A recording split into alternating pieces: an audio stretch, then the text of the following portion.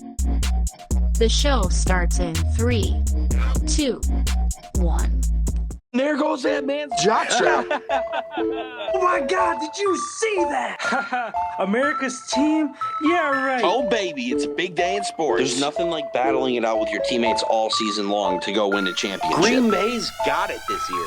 Huge move for them. I think it's going to be a game changer. We have a lot to talk about this busy week in the sports world.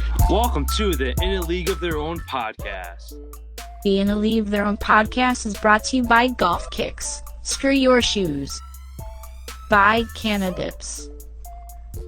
Rep Sports. By Smooth My Balls. And by Streamer Loot. Check out the In a League of Their Own merch line today. Welcome to the show. Let's see what Austin and Collin are diving into today. Hello, everyone, and welcome to episode 93 of the In a League of Their Own podcast. Kicking us off with today's number 93 sports fact.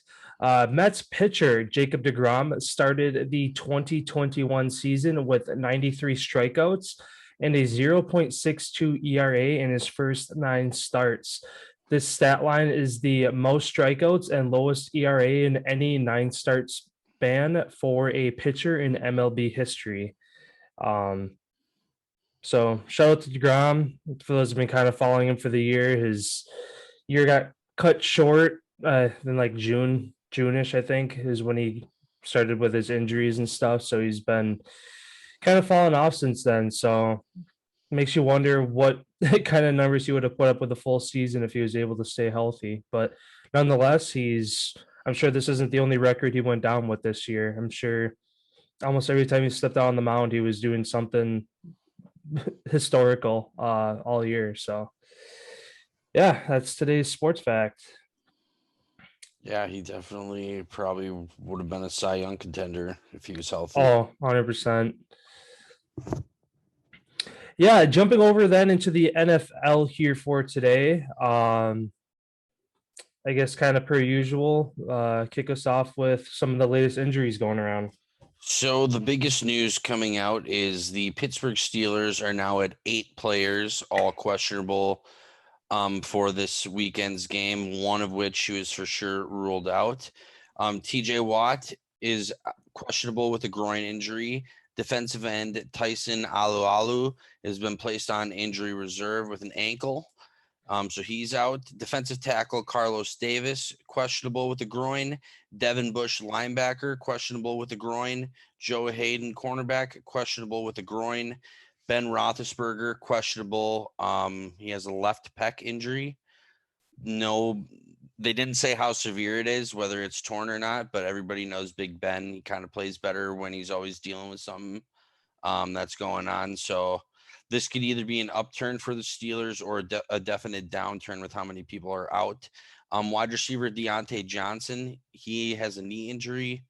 He's questionable, but more than likely out. And then their other linebacker, Alex Highsmith, also with a groin injury, is questionable for this weekend's game. Somebody on the strength and conditioning needs to have a better groin stretch before the game, apparently. That's crazy. Like what, 6 or 7 of the guys you said are out? 8.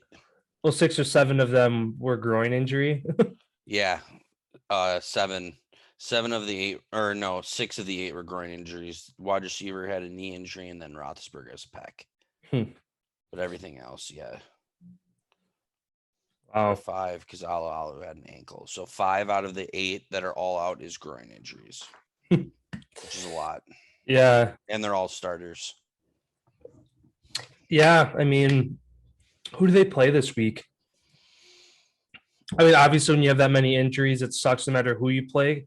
But depending on who they play, it might be like, oh, we can get away with it this week. They play the Bengals, so not an easy, not super easy, but I guess depends how Joe Burrow does.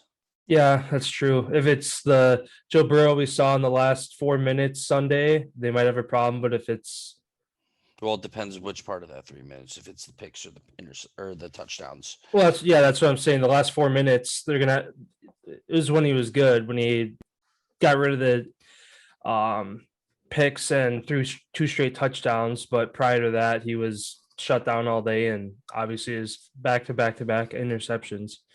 But good for him, though, being a young guy, keeping a steady head, still throwing the ball, not getting discouraged at all, just doing what he does. And it's fun to watch, not going to lie. Yeah, hats off to the coaches for not panicking either after his 3 picks. I know sometimes with a rookie or second-year quarterback, teams will panic and be like, oh, you're out. We got to put this other guy in. So, but I feel like he's earned his respect at this point to be able to, whether he throws 3 or 4 picks in a game, they're ride or die with him at this point. Yeah, and you almost kind of have to be. I don't even know who their backup quarterback is. I don't either, honestly. Which whoever it is would have played quite a bit last year because he went out with his knee injury, but I can't remember who it was. I don't think they're. Well, I feel like some guy that's been there for. I feel like it was a young guy, some first or second year guy. Because it was Dalton. Brandon Allen. Oh, okay. Yeah, he was at the Panthers before that guy's he's been a suitcase. Oh, this is his 3rd year in the NFL. Yeah. Started with the Broncos. Mm-hmm. Played last year for the Bengals, and then now he's backing up.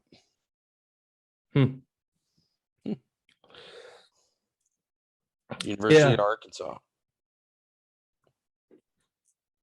Yeah, I mean, I remember he wasn't terrible. No, first rookie season, 3-2, 68.3 QBR. Last season with the Broncos, 63.4 completion, almost 1,000 yards, 5 touchdowns, 4 picks, 82% QBR. So he's definitely gotten improved tremendously from his rookie year to his second year. Granted, being behind Joe Burrow, you're not really going to get to play unless he hurts himself again. Yeah, which is very possible the way that he plays. Mm-hmm. I guess sticking with opportunity from somebody else getting hurt, Justin Fields is expected to start Sunday's game against the Browns, as Andy Dalton is still dealing with that knee injury, and they when they release the first roster update of the week tomorrow, I think they said that they're going to have him as either out or doubtful for Sunday. But within the Bears organization, Fields has apparently been getting QB1 reps so far this week, and it's going to be a really big test for Fields to go into Cleveland against that Browns defense. So I know neither of us were really hooping and hollering when he came in last Sunday. Again, it was like 6 for 11 or 6 for 13, whatever he was, not really playing amazing football, had his couple false starts because he was getting jittery. Maybe the nerves are getting to him, but at the same time, he was thrown in unexpectedly with Dalton going down. So hopefully this week he kind of gets to get his head on straight and get the reps with the first team and basically set himself up for success. And hopefully he does well this Sunday. Yeah, it's an opportunity to get his feet wet, and knowing he's not going anywhere, he's not going to be moved to the 3rd spot when Dalton comes back, because front office and head coach Nagy said that Dalton is a starter when he is back 100% healthy. It doesn't matter what Justin Fields has done. Dalton is the guy this season, and it's a good opportunity for him to get his feet wet. Like I said just about 30 seconds ago, with being able to get the QB1 reps. I don't know. They are still in the NFC North with Aaron Rodgers, so that's still a lot to like get over that hump as far as getting to the playoffs. But I don't know. From what I've seen out of all the Ohio State quarterbacks that have came out of Ohio State, none of them have really been successful in the NFL. I don't think there's been one that's actually been like super successful. So we'll see how that translates, as he didn't look too hot Sunday against the Bengals, who's average to below average on the defense. and I guess we're going to see what he's got going forward. I'm sure it kind of was a lot too, where you can't just put it all on him for not being successful, as they probably had no game plan for him to be in the game at all. So now where they can kind of tailor the plays and kind of get a game plan for Justin Fields being in there, this would be the first true test, I guess, of what we're going to be able to see as far as him leading and being a quarterback for an NFL team. Yeah. Yeah, like you said, they don't really. Dalton and Fields are two very different quarterbacks. Obviously, Dalton has more experience, probably a higher quarterback IQ, less mobile, and then Justin Fields on the other side, less experience, less quarterback. Obviously, he's only going into his third week in the NFL. He hasn't seen enough yet to really let the reins loose, and then he is mobile. So again, two different kind of quarterbacks. They did use him week 1 a little bit against the Rams for his couple quarterback design runs, and he had 2 passes too. But yeah, like you said, they can kind of simplify the playbook for him a little bit, maybe get him some more option plays with his mobility. Yeah, we'll see how it goes. Cleveland Browns defense, they're going to be coming after him. Yeah, for sure. Anytime a top defense can go against a rookie quarterback, I'm sure they step it up a notch even more, knowing that all you got to do is get to him a handful of times early on, and that kind of dictates the rest of the game. Because, I mean, quarterbacks like Aaron Rodgers, Tom Brady, Russell Wilson, they get smothered early. They know a way to protect themselves, to change the routes, to maybe get the ball out quicker. As a young quarterback like this, you're just going with whatever the plays are getting called in as. They don't have 3-4 plays in the back of their head to where if they see something, they change it. I mean, not saying he doesn't, but it's a good chance he doesn't, as he's still trying to just learn the basics of that Bears offense. But yeah, it's going to be one of those games where if he struggles early, I mean, it's probably going to be over for them. Going into other injury. Well, I guess it's not an injury, but going to be out for a game. Tampa Bay Bucks receiver Antonio Brown is going to be out as the Bucks go to LA for a game against the Rams. He was placed on the COVID list. So, in what's going to be one of their probably toughest games of the year, they're now without Antonio Brown, who, I mean, is really a receiver 3 on that team right now at this point, but he still does have his explosive plays for, I don't know, almost 100 yards and a touchdown or 2. So I guess if they can plan around not having him for the day and get more touches for Evans and Godwin, Scotty Miller too, I'm sure those guys will have to step up a little bit more. Yeah. Just kind of talking about the receiving, he actually surprising is number 2 on the squad as far as yards. He's got I'd say he's even the 4th receiver, because he's about 4th receiver as far as getting touches on the ball. But yeah, he's explosive every time he touches the ball. It's going to be a huge, I guess, spot that the Buccaneers are going to look to have to fill either on the ground or some other plays with Gronkowski, but they're going to lose that deep ball threat that Antonio Brown really brings to the field any time that he's on the field. And it's even more to the Bucs' benefit that he is a wide receiver 3 or a 4, because he's not going to be facing against the top cornerbacks, safeties on the other teams. And that speaks for his 138 yards on 6 catches. Yeah, I mean, the Bucs are reigning Super Bowl champs. I'm sure they're not gonna falter too much. Especially when Brady looks the best he's ever looked in his career. No kidding.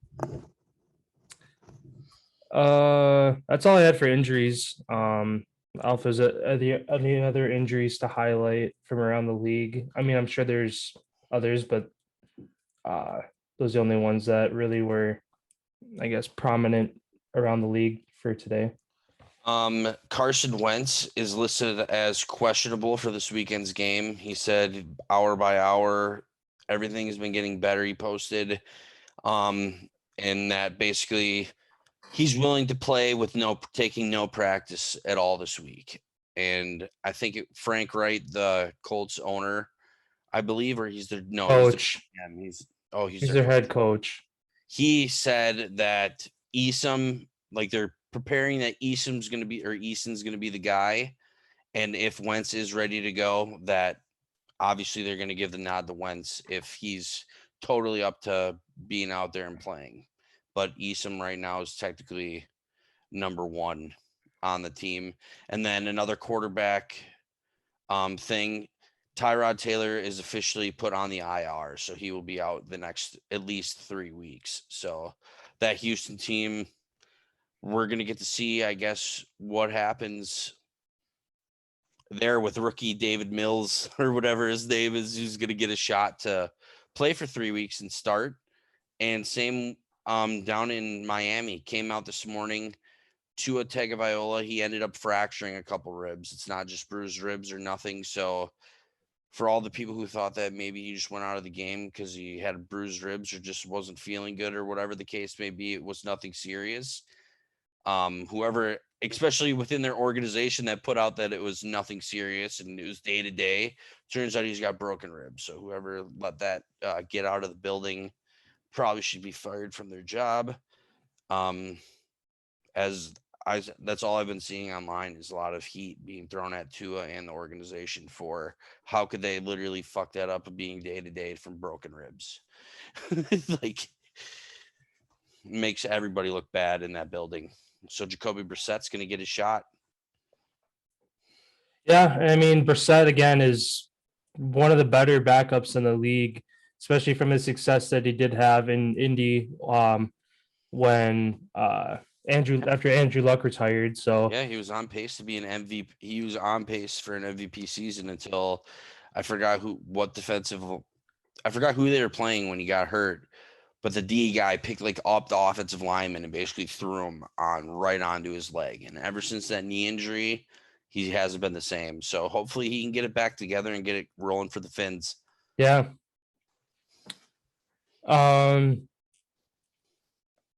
Sticking down south here, quick bit of news. New Orleans Saints Stadium, the Caesars Superdome, the roof caught on fire yesterday after a pressure washer that was being used went up in flames. They were trying to pressure wash the roof so that they could repaint it after the hurricane that went through there. Probably ripped some of the paint off. That's probably what they were doing up there. But one person suffered minor burns, and the fire was put out shortly after it started. So they're able to contain it. Yeah, it kind of sucks. Their Saints are eager to get back into their home stadium, and this happens to where if they weren't already on the road, who knows if the stadium would have been ready after that. But yeah, weird how that stuff happens. Yeah. Hopefully that they get back,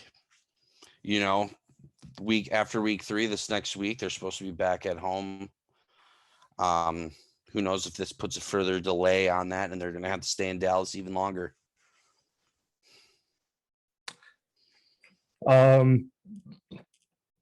I guess going into Monday night's game, Packers versus Lions. Packers won that game 35-17. Good rebound game for the Packers after getting harassed by the Saints week 1. I know one thing that we've been kind of going back and forth on, I guess it's nothing new. We've been talking about it for over a year now, is Kevin King and his mistakes that he continues to make on defense. Eric Stokes got the nod on a handful of plays and played really good coverage, pass deflections, stuff like that. Even though both of us are optimistic that maybe Stokes gets to start over King or sooner than later. I mean, who knows what that Packers team is going to do, whether they're going to ride him out for the year, because he did just sign a 1-year extension where they're going to let him go and just say, enjoy the rest of your season as much as you can and ride it out. or if they eventually are going to give Stokes the nod once he looks ready, which on Monday, I think he did look ready. Yeah, I mean, he had his one pass defended, one tackle. And then I'm looking at King's stats here. He had 4 tackles and 1 pass defended as well. It's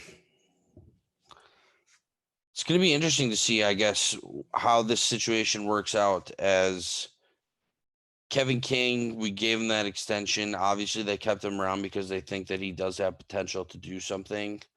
Also, at the same time, we did just draft somebody in the same position first round this next year to see kind of what happens. I guess he's been battling an Achilles injury, which has had him to limited practice sessions, and he's been missing time, having to do extra therapy and stuff like that. So that could be another reason, I guess, why he is off to a slow start this season. I don't know. I guess I'm going to trust the process and trust that this new defensive coordinator that we brought in knows what he's doing, knows how to manage all these young guys. I still feel like it was another tune-up game almost, where they kind of were seeing what works, what didn't work late in the game there when we did have a 2-touchdown lead. But early in the game, totally we got exposed. Jared Goff threw all over us. He had time to sit back in the pocket, no pressure. Any quarterback in the NFL is going to slice and dice you. If you give them that much time and your wide receivers and tight ends get that wide open. So this weekend's going to be a real test, I guess, to see what we can kind of expect going forward from the Packers throughout the rest of the season as far as facing a tough team, because 49ers definitely are top 5 offense and defense in the NFL, and their line on both sides is probably top. In the trenches are young guys in the O-line. That's another area that was concerning week 1 of Rodgers not having time. How are they going to be able to handle the 49ers pass rush? It's going to be very interesting to see, I guess, what happens this week. Are they going to be playing cover 2? Are they going to play 1? Are they going to force Rodgers to throw? Or are they going to force him to run the ball all game long like the Lions did? Basically, sit back and have Rodgers basically hope that he gets impatient and throws the ball, where he did a great job of staying patient, hand it off, and he took his couple shots where he likes to take those shots and he knows that he can complete those, and he did. So I feel like our offense is rolling. Defense, O-line, that's where my main concern is. Yeah. And one thing that the adjustment that Rodgers and LaFleur made that ended up being the Achilles heel for the Lions was using Aaron Jones in the pass game a lot. I mean, his 4 total touchdowns, only 1 rushing, the other 3 through the air. Getting his matchups against linebackers usually is what you want. Against the 49ers is not going to work. Fred Warner. Bucks or any of the good teams have linebackers who are fast as shit. Yeah. So, I mean, good for the Packers to make that adjustment and let Aaron Jones have a day on Monday night. But that isn't going to work against the 49ers as, Fred Warner, one of the best linebackers in the game right now. If they try to go with that same mindset, it's going to be Jones against him, and that's not going to work out well for them. So, hopefully, I know their secondary is still a little banged up. Very young. Situation is still up in the air, as only one of them has been. So 2 are still questionable, basically concussion protocol and then the ankle. And then I do believe that they called up what's his name that they signed, the vet that we talked about on Monday. I do believe that they pulled him up to the roster in case he does need to play this weekend. Okay. Yeah, I don't remember who it was. I remember we briefly talked about it though. Yeah, I mean, after Monday night's game, the 49ers shouldn't have no reason to go with the air attack, as the Packers struggle with it once again on Monday. And then especially with their running backs being out, that gives them that much more of a reason to go with it. And still, with the Packers being one of the few teams that still do this, and it pisses me off every year, they're a single linebacker defense that they expect a one linebacker to cover the whole middle of the field when you got fast ass guys running drags, slants, the tight end position evolving to where you have really good tight ends that you're forcing that guy to be one-on-one with.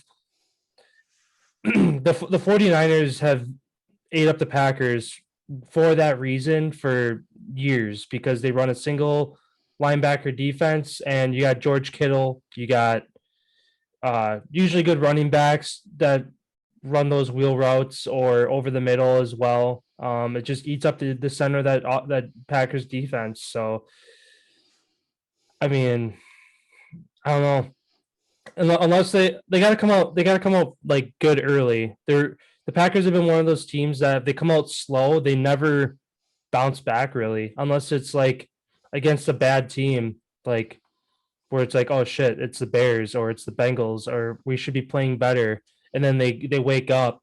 You can't do that against a good team to where you go down 1, 2, 3 scores and then they try to change it up. Then it never works out for them. They don't have the defense that can get you 2, 3 straight 3-and-outs to get your offense back on the field. Like the Packers defense doesn't do that. I mean, how many 3-and-outs have they had this year? You can count on one hand between the first and second game that they've done it, but I don't know. I mean, I'm already going into this week as the Packers taking an L just based off of how they've looked the first 2 weeks and their history against the 49ers for the past couple of years. Yes, they beat the 49ers last year, but they also had half their team out with injury. So I'm not even going to count last year as in the Packers' favor. So I think we're going to win. I think we go in there guns blazing off the momentum off of week 2, tighten it up a little bit, and we continue to roll on. I feel like the flake is now a snowball, and it's just about to start rolling downhill. Just hopefully it can roll downhill all season long. Yeah. To where we can carry this momentum, especially week 6 when we get Big Bakhtiari back. That's huge. We just got rid of Sternberger, so we freed up some money there. Yeah, I feel like we're in a position to where at that cornerback position, if there is some ifs, I feel like for once now with the pressure of Rodgers, kind of how he has been, with how he's basically, we need to win basically type of atmosphere, like win now. I feel like if we do get in a position to where we can free agent trade, get someone, I feel like this season is the year that we're going to see it, if any, as far as picking up a guy along the way who can make an impact, like Richard Sherman. He said that he'd always have loved to play for the Packers. Tampa's already reached out. It seems like Tampa's always ahead of the ball on every other team in the league. And that's why I have no doubt that they could easily go undefeated this season if they can continue to look how they look. Granted, nobody has big injuries, all that type of stuff. Yeah, just it's going to be an interesting season, I guess we should just say that. Yeah.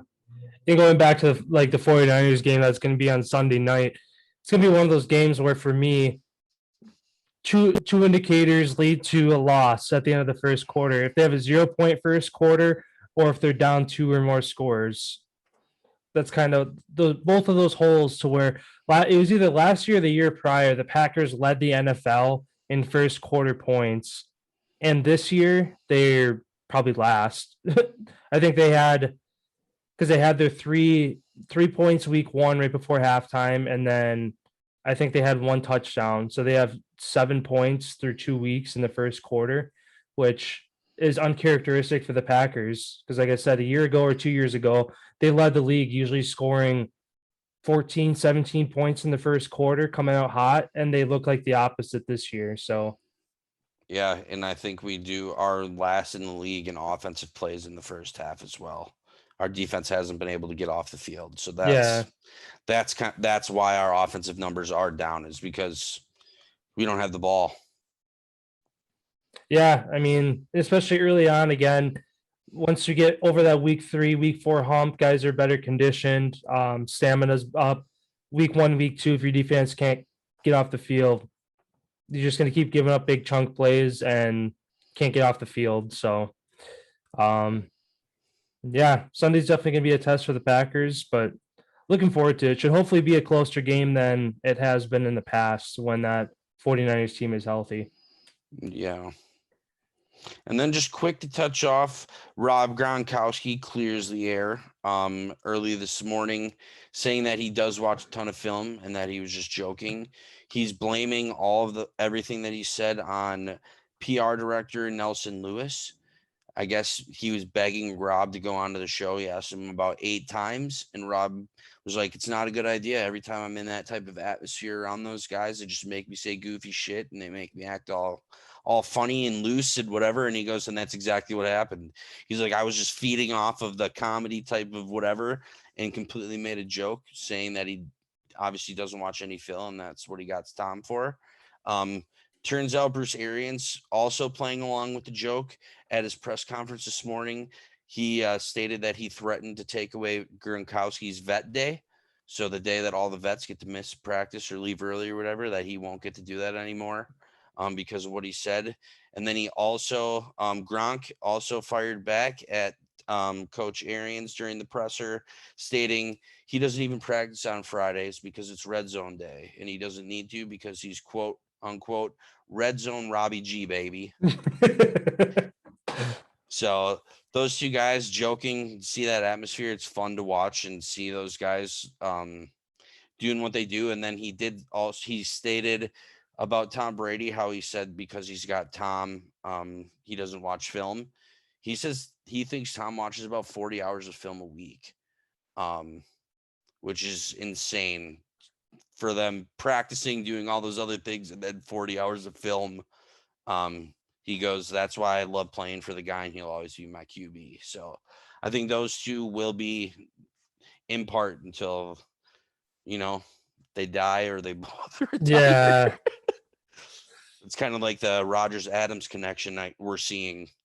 It's like where Rodgers goes, Adams kind of is like, he's my guy. Like, they genuinely love playing together, friends outside of the business, and it's awesome to see how those connections are like evolving more than they used to be in the NFL. Like, you never used to see that where guys publicly were like, I love this guy. Like, this guy's my boy. Where now it's kind of like, I don't know, more access, I guess. And social media has helped that a lot.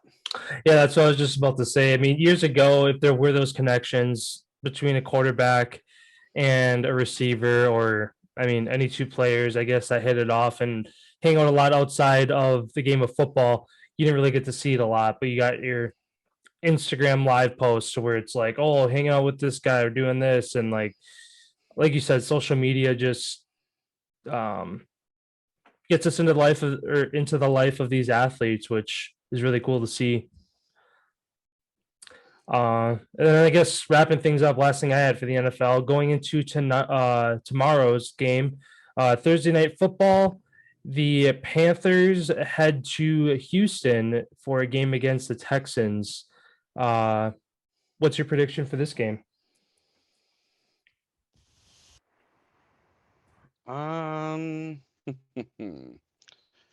What do I feel? First game, Texans are playing at home, I believe. I don't remember if week 1 they play, because I know they were at Cleveland last week. Week 1, they played the Jags. I don't remember if it was in Houston or Jacksonville though. I'm gonna take Panthers, and I'm gonna take the Panthers, and I do see that their spread is 8. I think they cover that as well. I think they win by 2 touchdowns. Yeah, I'm kind of in the same ballpark. I got Panthers winning this one. Final for me, I got 27-16, so an 11-point game. And Panthers get off to a 3-0 start. Yeah, I guess if I had to put a score out there, I'm going to say, what'd you say? 27-16. 27-16. I'm going to say 28-10. Sounds good. Actually, yeah, 28-10. No, 35-13. 35-13. 35-13. Yep, 35-13. All right. If you had any other NFL points to throw out there for the day. I don't think I did. Oh, just Denver's Broncos linebacker Bradley Chubb, set to get his ankle surgery done as soon as possible, and he eyes return later this season, hoping to get back sometime between week 11 and 17. That's a big loss for the Broncos D, Yeah. especially as they're undefeated and rolling right now. That's a big hit. At least they got Von Miller back, who's looking having good. a year, yep. Which last year they didn't have either. Both of them were out. Sounds good. Then going into our Wednesday or no segments. I guess we're still sticking with the NFL here. It's going to be NFL postseason or no.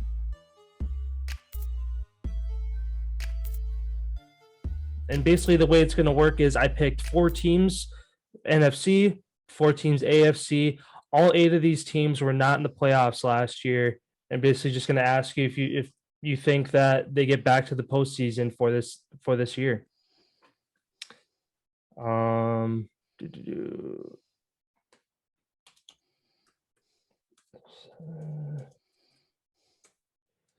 right. So first team, we have the Arizona Cardinals. 2021 postseason or no? No. Sounds good. Going back to the 2-0 Panthers, NFL postseason or no?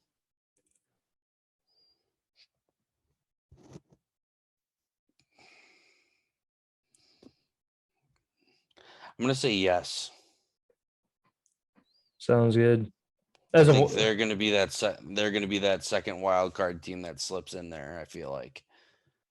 Because Rams, Niners, Cardinals, Seahawks are all going to beat each other up and give each other losses.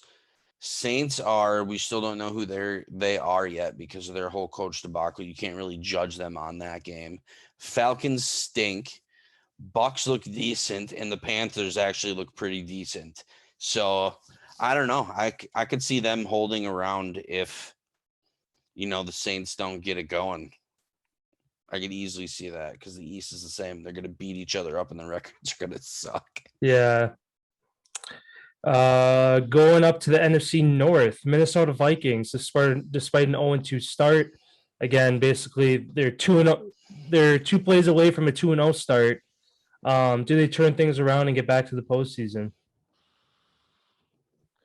I mean, for those 2 heartbreaking losses, both that should be wins 2 weeks in a row. Dalvin Cook banged up. That's going to be very tough for them to turn that around and try to pull that out from literally 2 plays basically away from being 2-0. If they do, that'd be awesome, but I don't see that happening. I don't think that they're going to make the postseason. I think I saw it was either yesterday or today that teams who start 0-2, chance of making the playoffs is like 11%. If you start the year 0-3, it's like 3%. So obviously 0-2 is a whole as it is. Going 0-3, you're basically. Is that with a 17 games? That was 16 game though, right? Percents. Well, yeah, that's just statistically off NFL history. Teams that started 0-2 have made the playoffs 11% of the time. So then it'll go up. The percents will go up, I guess, a little bit with one more game added in. Yeah. But yeah, that's still not good odds. Yeah. Last NFC team, going over to the East, the Dallas Cowboys. 1-1 start. Do they get back to the NFL postseason?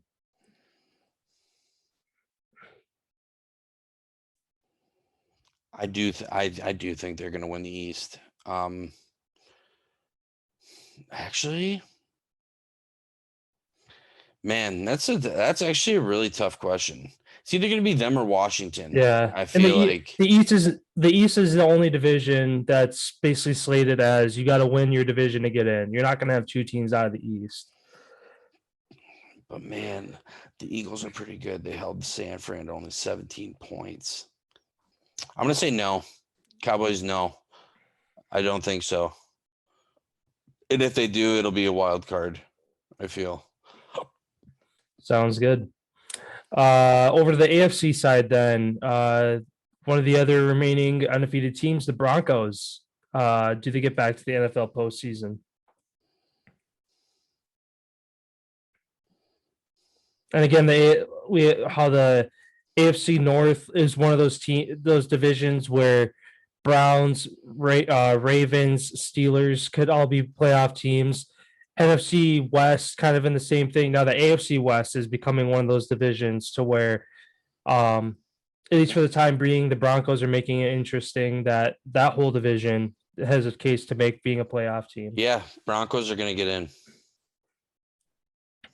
Sounds good. I guess sticking with the AFC West here, then the Chargers, do they get back to the postseason? No, they do not. And I'm then, going to go out there and say I don't think the Chiefs are going to make the postseason this season. sounds good. Then I guess wrapping up the AFC West, Raiders, do they get back to the postseason? Yes, they do.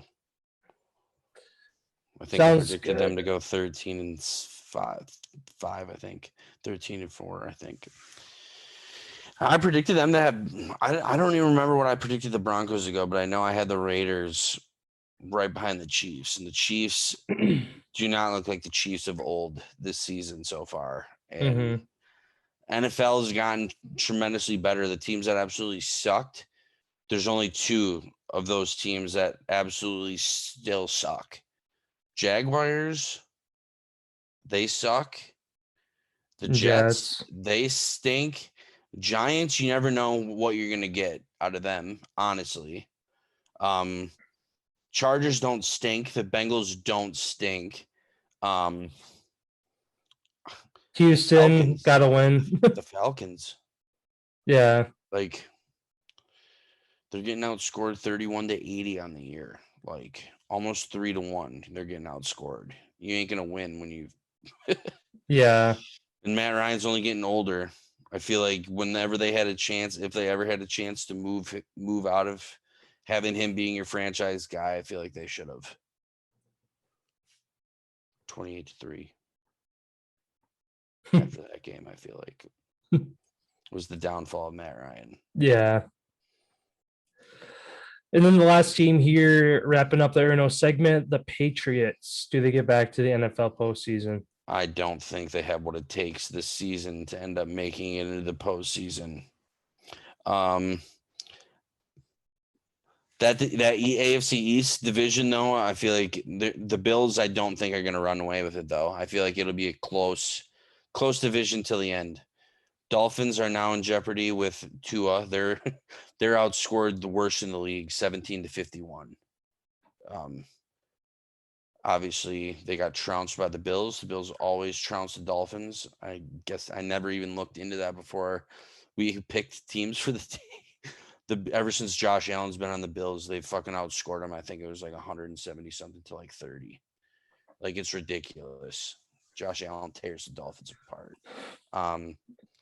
I just don't think the Patriots are going to get in. They already gave up their one game against the Dolphins, and they never play good on the road down to Miami. So I think Miami's going to get the sweep of them this season. Patriots are going to be in third place, I feel like, in that division. Sounds good. Yeah, and that wraps up today's Ynot segment.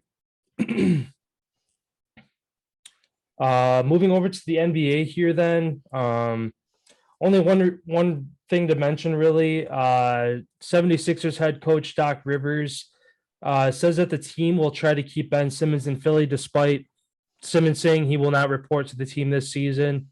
I mean, it's still just an ongoing thing where nobody's really making a move aside from, Ben Simmons saying he's not going to report, which is all that he can really do. He can't force the team's hand to get rid of him.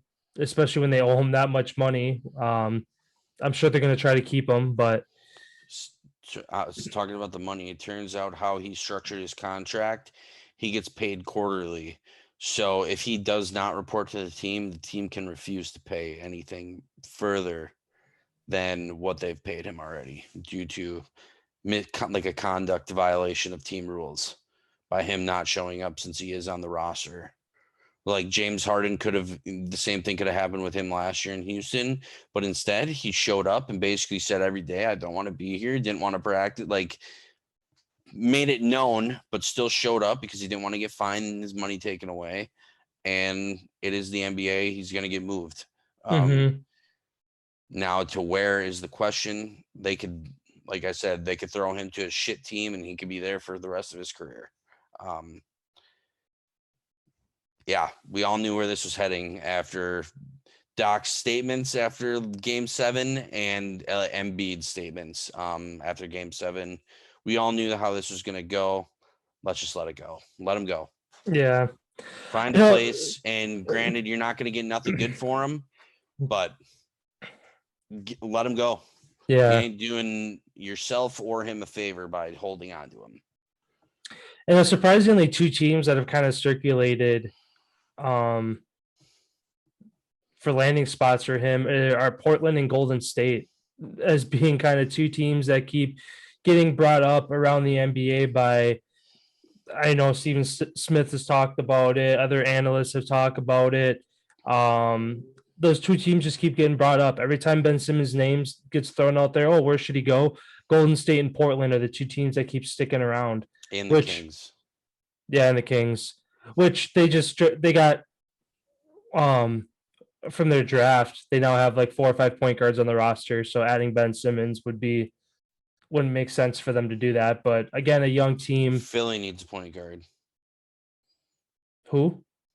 I said Philly will need a point guard. Yeah. So they can get 3 or 4 of them for getting rid of him. Yeah, that's true. But yeah, I mean, it'd be good for Ben Simmons if he goes to Portland and Dame stays there, and then obviously Golden State. That ain't happening when they're fully healthy. But yeah, neither of those teams would. I mean, Portland would make more sense than Golden State, but at the same time, I don't know why these two teams, especially since Philly sent a trade offer to Golden State, and it was absolutely ridiculous. I'm sure that they don't even want to have a conversation with Philly in regards to Ben Simmons anymore after that. Turns out, actually, I guess there's a battle in-house. Half the building wants them to trade for Ben Simmons, and half of them don't, because that means you're losing Draymond Green. That, I guess, has been the situation as of late, and no one knows how this is going to go. That's why the Warriors' name has still been tossed into the mix, is because half their building wants to do it and the other half doesn't want to lose Draymond. And you can only guess that that championship core that is still there is the half pulling to keep him. And all the new guys that are in the building who weren't there are looking to move on and maybe try to start a new era with Ben Simmons, as he's still relatively young for an NBA player. Yeah, I don't see Golden State making a move. I don't see them getting rid of Draymond Green yet. However, if he has a shit start to the year, gets hurt, why not? All options are on the table when the season starts, when people get desperate and they see how people are. So I don't know. If I was Philly, I would almost hold on to him and roll the dice that somebody's going to get hurt and the team's going to call you begging, versus how it is right now, where kind of they're the lone fruit that nobody wants. Mm-hmm. Yeah, I mean, like you said, NBA is a very player-friendly league, to where eventually if a player stands their ground as far as what they want out of a team or don't want out of a team, eventually they're going to get their way if it keeps costing that team money and wins. Like you going back to James Harden's situation in Houston, kept showing up, said he didn't want to be there. He got dished away to Brooklyn. Ben Simmons does the same thing, even though he says he doesn't want to report. He wants no part of the team. he shows up. I mean, injuries happen every single year. It's bound to happen that a star player on some team goes down. So if he was smart, he'd stay there and I guess keep his value at where it is and don't let it go down anymore. Yeah, and then sticking with the Brooklyn Nets, interesting. The city of New York had passed a vaccine mandate on September 13, that anyone over the age of 12 will not be allowed to enter certain covered premises inside the city. Barclays Center, Madison Square Garden, any indoor gym or fitness setting without providing proof of having the vaccine. Turns out you would have to get an approved medical or religious exemption from the city of New York if you were to not get the vaccine. GM came out and stated if his team had to practice today, a handful of players would not be able to participate because of the vaccine mandate. So this is going to be very interesting to see. Are these players going to, and I mean, everybody can guess that Kyrie probably is maybe one of those guys. That is not, obviously don't know anything, just speculating. But if those guys don't get the vaccine, are they going to not be able to play in their home games and just play on the road? Or it's going to be interesting to see how the NBA works around this, especially that they have, just like the NFL and all these other, they have no control on what the city, state, whatever does. So they're basically at the mercy of all these governments controlling all the stuff. Yeah, I mean, even for the other teams like the Knicks, then that applies to them too, I assume. And any other player on any other team that wants to come in there is not going to be allowed to. Because isn't the Bills? The Bills released a similar thing last week, didn't they? People who want to go into the Bills Stadium, that 12 and up thing, have to show proof of a vaccination after September 13th or whatever it was. I remember they were like the first, because we were talking about this last week on one of the episodes. They're the first team to have a rule with something with. Yeah, their stadium was the first to require a vaccine or proof of whatever within the last, I think it was like 2 weeks or whatever, however long it's good for. Maybe it's 90 days. But however long that thing is good for, yeah, you have to have proof of vaccination in order to get in there. Or I don't know. I still don't know how that works, because people who have gotten it before this vaccine was even available, their immunity strength is like, I forgot what scientists and doctors are saying now. It's like 15 to 40% stronger than the vaccine is immediate effectiveness, which is the highest effectiveness it's going to get. So some of these people who have like immunity, I guess, to this thing aren't going to be allowed to go to these places because they get the vaccine. So it's kind of a joke how this whole thing is working. And I guess hopefully that they can figure out something soon as we continue to operate day by day. Things change every single day. It's kind of absurd. Yeah, that's all I had for the NBA then. My last thing, JJ Redick announced retirement yesterday after 15 NBA seasons. So congratulations on a tremendous career. And he has a podcast, for those of you who don't know. You can check that out as well. Sounds good. Going over then to the MLB here. The Brewers have now dropped 3 straight. They have lost the first 2 games against the Cardinals, who themselves are on a 9-game winning streak. It is a 4-game series, though, so they still have a chance to split it with wins tonight and tomorrow.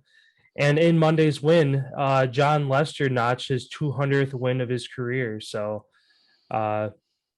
big milestone to hit. Lester's been in the league for a very long time, so good to see him get his 200th win there. Shohei Ohtani hit his 45th home run of the year last night to stay within one of Perez and Guerrero. Oakland pitcher Chris Bassett set to return to action tomorrow, 5 weeks after taking that 100-mile-per-hour line drive to the head. And then lastly, LA Dodgers put Cody Bellinger on IR with a rib fracture. So as far as playoff picture, they have a 15.5 game lead for the first wild card spot, so they're fine there. They have that locked up. But obviously, if this is going to be a lingering thing for Cody Bellinger into the second series of the playoffs, that's a big guy to have out. And then I guess kind of looking at the playoff picture for the wild card, at least in the NL, not a whole lot to talk about. As again, St. Louis getting hot, winning 9 straight. They hold a 4-game lead. 10 straight. And if 10 straight, yeah, that's right. It up, they could fucking pass us by the end of the year.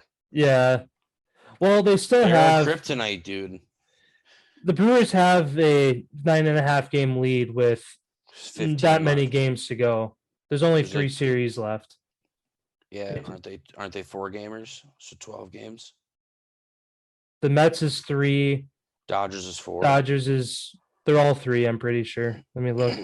Mets 3, Cards 3, Dodgers 3. So they have 11 games left with a 9.5 game lead. So they'd have to win 2. They have to win 2 of their last 11 to lock up the division.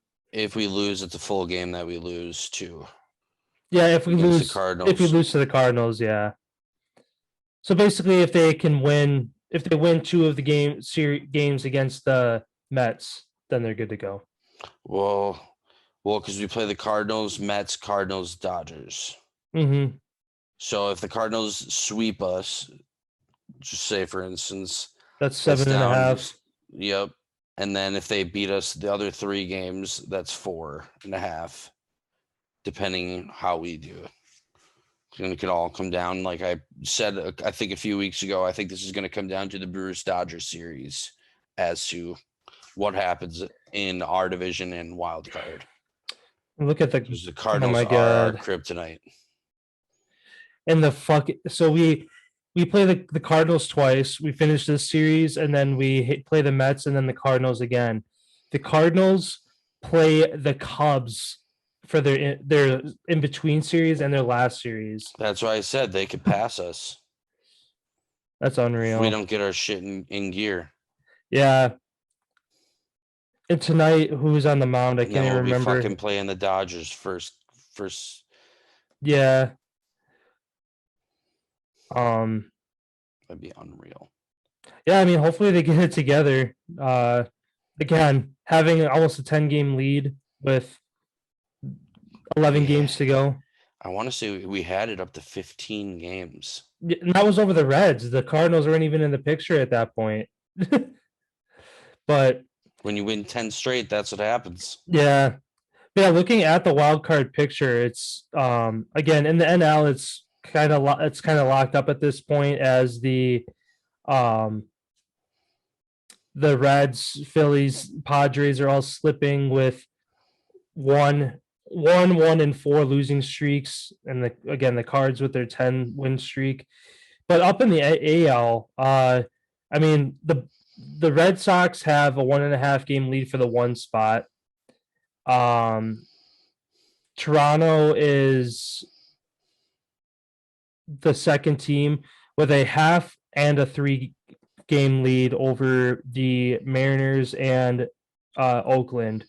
So still a lot can happen in the AL. I mean, anything can happen anywhere if the cards fall right, but yeah, I don't know.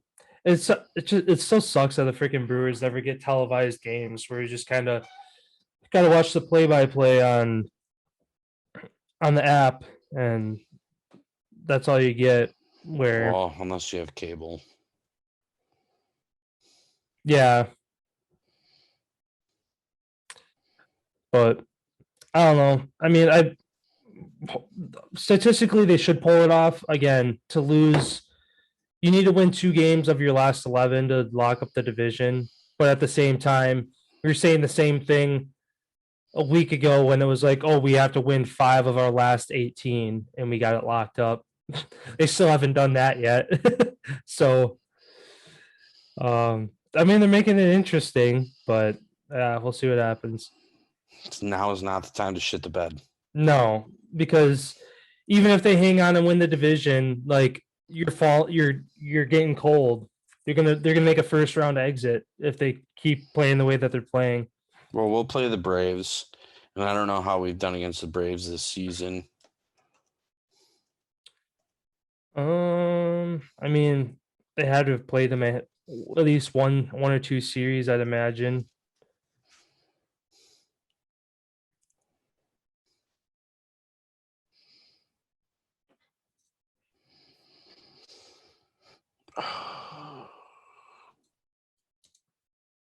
So May 15th, we lost 5-1. July 31st, we lost 8-1. Yeah, I have it pulled up. They played them 6 times, 3 times in Milwaukee, 3 times in Atlanta. Lost 6-3, lost 5-1, win 10-9, win 9-5, lost 8-1. So we've split. So when we beat Split them, we 3 and barely 3. won, and when we lost, we got our asses pounded. Yeah, pretty much. It's not good. But also that was before they lost Acuna. They've been playing without him all year, or most of the year. At least the last 2 times they played, July 31st and August 1st. For that series, I think Acuna would have been out at that point. But back in May, they still had him. And we're 2-1 over the Dodgers. Mm-hmm. We are 3-3 against the Giants. And then who would be the other two? Cardinals. That'd be the last team in the playoffs. In the season, it doesn't show a full thing because they still have games left against them. All right. But yeah, I mean, baseball's getting interesting, heated here as we get down the stretch. Yeah. Over to the ice then. What's going on over there? Los Angeles Kings signed Cal Peterson to a 3-year, $15 million extension. Buffalo Sabres agreed to terms with Rasmus Dahlin on a 3-year contract to keep the young guy in town. Columbus Blue Jackets re-signed goalie Elvis Merzlikins to a 5-year, $27 million contract. Seattle Kraken is, I guess, a huge hockey market right now, huge hot market as jersey sales are trending, and they're trending in a lot of the news as they have a lot of support from the Seattle Seahawks up there. They have a lot of support from a lot of people up in that area who are really excited for a hockey team. So it should be really exciting to see how their first season goes. The Arizona Coyotes put in a $1.7 billion proposal to build an arena in Tempe, Arizona, as their last season of their deal where they are now. Philadelphia Flyers center Kevin Hayes undergoes abdominal surgery. He's expected to miss 6 to 8 weeks as the preseason is getting underway like this week. Season starts, I think, in 2 weeks. So hockey's right around the corner. And then the biggest news, I guess, which is the biggest question mark of this offseason, rookie Kirill Kaprizov signs a hefty 5-year, $45 million deal with the Minnesota Wild after he won the Calder Trophy last season. Wow. So he's staying. And he posted a video on Instagram last night when he into the airport. Minnesota Wild fans, I'm back. That's all he said. So he said, pumped to be back. The news broke late. I think it was Tuesday night. Last night. It broke super late at night that he ended up reaching the deal with Minnesota Wild. I guess they've been going back and forth on contract negotiations all summer as he got the hefty offer to stay in Russia. Turns out he wants to win the Stanley Cup and he wants to win the MVP. So he's going to be coming for it, as that kid is a damn good hockey player. And then the last news, Columbus Blue Jackets, now that the NHL has that you need to be vaccinated, forward Zach Ronaldo will not be participating in training camp as he's unvaccinated on the Columbus Blue Jackets. So it's going to be interesting to see how that goes. Oh, and then other breaking news, Montreal Canadiens forward Jonathan Drouin, who sat out last season, he came out and spoke publicly how it was due to anxiety and insomnia Turns out he wasn't able to sleep at all because he was so worried about what was going on day to day. And it's a lot of pressure to be a professional athlete. And especially being a hockey player in Canada, you're like a movie star here in the United States. Like you're the bee's knees, everybody wants to be in your life 24/7, knowing what you're doing. And he was a great hockey player who entered in with Tampa Bay Lightning early in his career. A lot of people disregarded him when he got sent to Montreal. Turns out he was battling a lot more than just, struggling playing on the ice. Looks like it was a lot of off the ice issues. So he's excited to be back and says that he's back to full strength and is excited to take on the year. And then speaking with another Montreal Canadiens, for Cole Caulfield, I guess, grew 2 inches over the summer. He was 5'7", now he's 5'9". So getting up there. People are predicting that he's going to have 40 goals this season. He's going to be a 40 goal scorer as a rookie, which I think Austin Matthews, Patrick, the list is very small of people who have done that, and they're superstars. So I guess we'll see what happens. I just realized too, thinking about, you were talking about the surge of the Kraken and with their upcoming debut season, how much they're competing with Vancouver Canucks, who are just over the border. It makes you wonder how much, like, if they're taking any fans away from that fan base being that close. I doubt it. Those fans are the Vancouver people, the BC people love Vancouver. I don't know what it is. It's like where you're from in Canada is who you root for till the day you die. You'll die for that team. Like it's really funny. Like I think it was the other night I ended up playing a video game and reconnecting with a couple buddies that I did not too long ago, and met a new guy. And I go, "Where are you from?" "Oh, I'm from the Montreal or the Toronto area, the greater Toronto area." I go, "What? Let me guess, you're a Leafs fan?" He goes, "Oh, absolutely right, buddy. Die hard." I was like, "That's just how it is in Canada. You where you live is kind of who you root for." But yeah, I mean, that's going to be a battle border right there with Seattle and Vancouver. I'm sure that's going to be a new rivalry getting started in the NHL, where I'm sure after a while they'll come up with a name for it, as they are really close. Yeah. But yeah, it's pretty crazy because, like, as far as like jersey sales, all that stuff, like Vegas set the bar really high with like emerging, but supposedly like the numbers that the Kraken are doing are like blowing Vegas out of the water. As far as like jersey sales, merch, stickers, all that type of stuff. I guess that they're doing absolute ungodly numbers. Yeah, that's awesome. I mean, I got it on the board. It says in the first 24 hours that their gear was available, they were the top selling team franchise across all major sports leagues. So bigger than the NFL. They were.